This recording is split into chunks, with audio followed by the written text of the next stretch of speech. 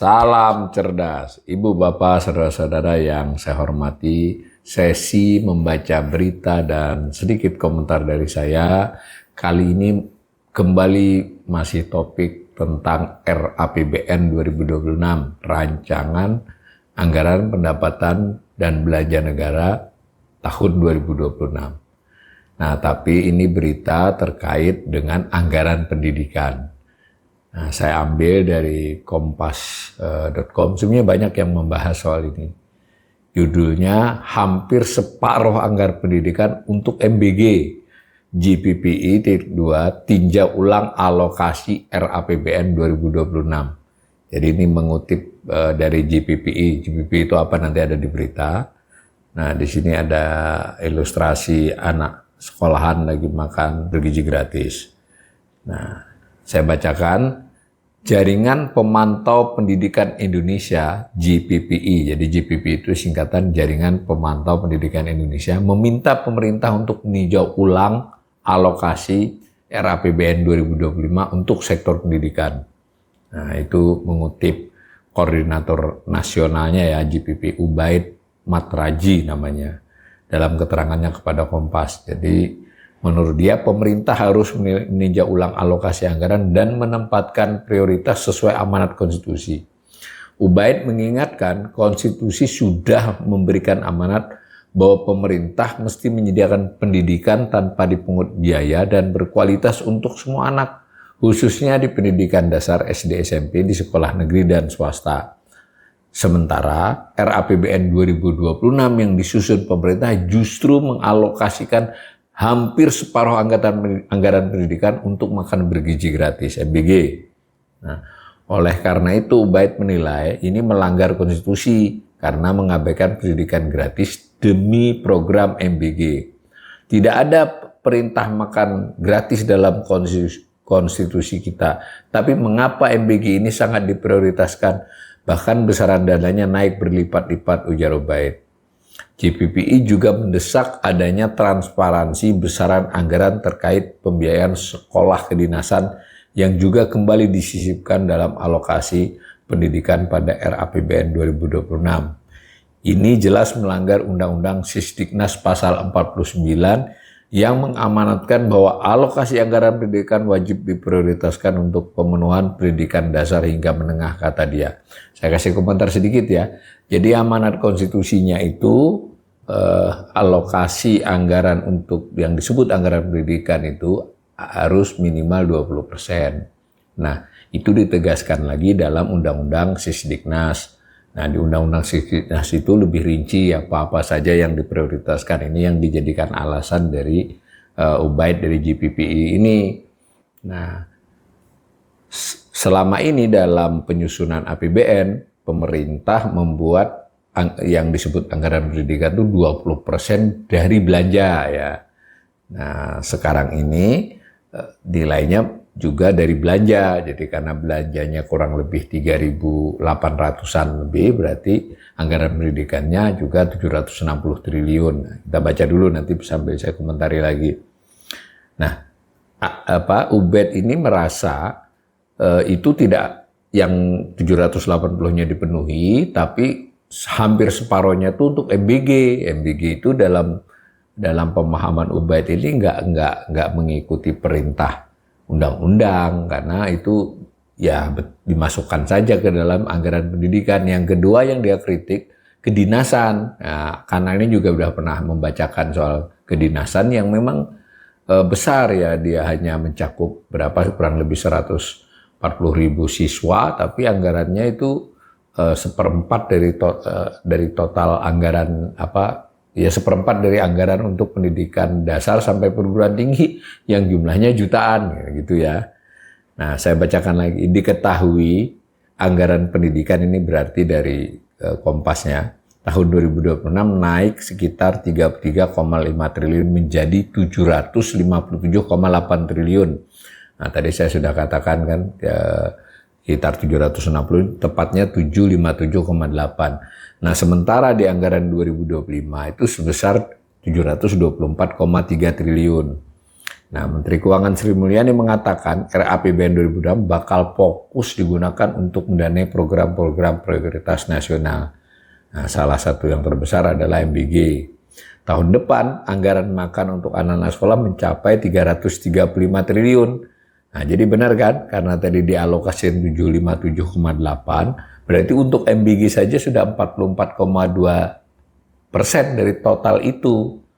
Nah, maka alokasi sektor pendidikan yang lain kan otomatis berkurang.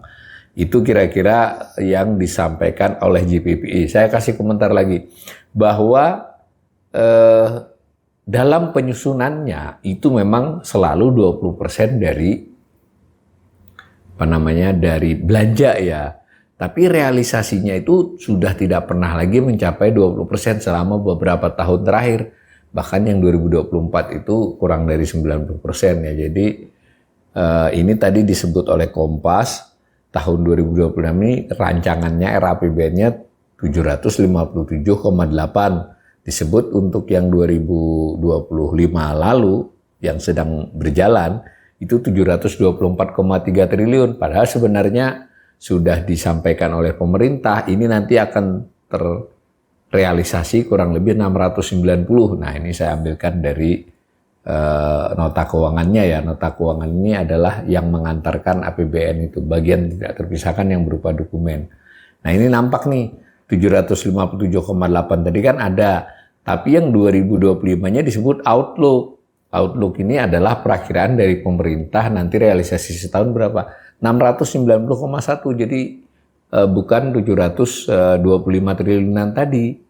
Nah, kemudian yang namanya anggaran pendidikan itu harus ibu bapak saudara-saudara pahami itu terbagi melalui melalui belanja pemerintah pusat.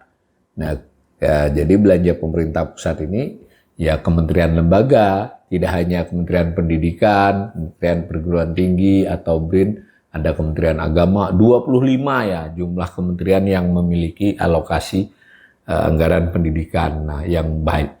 Salah satu yang tadi dikritik adalah kepada kementerian lembaga yang melakukan dinas ya, pendidikan dinas. Itu ada Kementerian Pertahanan, banyak Kominfo semua rata-rata dapat.